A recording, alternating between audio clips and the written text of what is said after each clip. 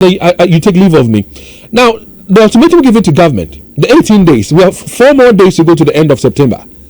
Are we sure that organized labor is so serious that if we don't hear from government by the end of September, they will strike and demonstrate? I mentioned to you that yesterday we had a meeting, and I can tell you that the conversations and the planning are going on. So there are various scenarios that organized labor is looking at, in terms of the actions that they are going to take.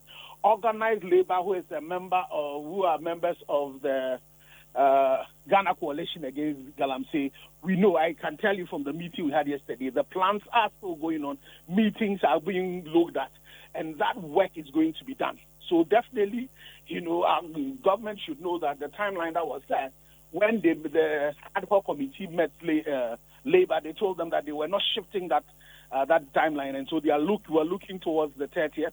And so you would be hearing from us, in the coming days, because we're not going to leave only organized labor to do this. This is something that concerns the entire country. So as you heard Senor Hosi say, all of us Ghanaians who care about this country, this is the time for us to all gather. So whatever the tools that will be used, I'm sure we would communicate it. I'm sure once we agree when the actions are going to be taken, we would hold a press conference to let everybody know exactly what it is that we're doing, mobilize everybody. And as I've told you, I know some religious bodies themselves that are also planning.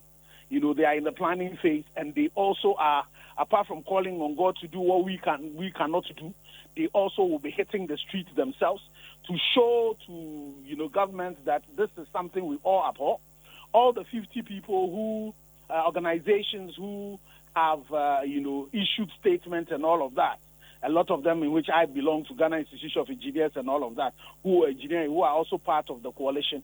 We will be all mobilizing everybody to let everybody know that we are in a war. We are desperate people. We are people who are being killed. And if you push anybody to the wall, they have to fight back, and we have to fight back. So what do you expect from the ordinary Ghanaian, especially those who don't see the need to join this fight? What would you say to the ordinary Ghanaian right now? So what I want to say to the ordinary Ghanaian is that, and this is one of the things that we're going to do. I think let me separate the ordinary Ghanaians. To some of our people who are in these rural communities, the small ones who are also in the pits who are doing it, some of whom currently, if you go to G, they have silicosis and they are on oxygen, that if you took the oxygen out of them, they would die.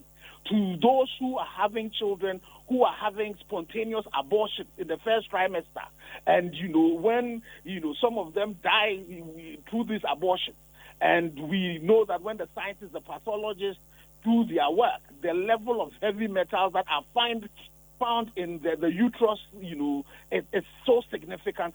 To show them the linkages between them. They themselves, they are victims. They are being poisoned. The men, your sperm count, the heavy metals that are being found in them, they are killing your future generation. Now, a lot of you, when you're going to the farms, you have to carry water on your head and take to the farm before you can go and do your farm operation. You yourselves, you are victims. What you are doing, it is the middle class, those who don't live in the communities that you live in. They come and take all the resources and they take away. So we're telling all Ghanaians that this is your fight. It has nothing to do with politics.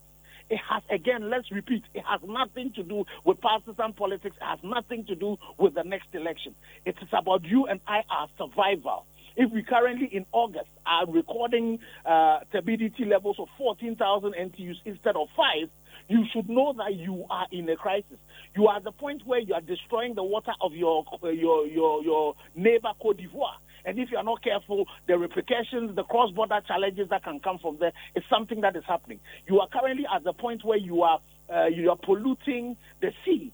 So where the artisanal fishers, which are Ghanaians, go and get fish, they are not getting that. You are depriving people, the fishermen who are on these water bodies, out of their resources. So all of us Ghanaians, we owe it to ourselves to let the government know, to let the politicians know, to let every political party know that we are fighting this because they are killing us. This is genocide that is happening.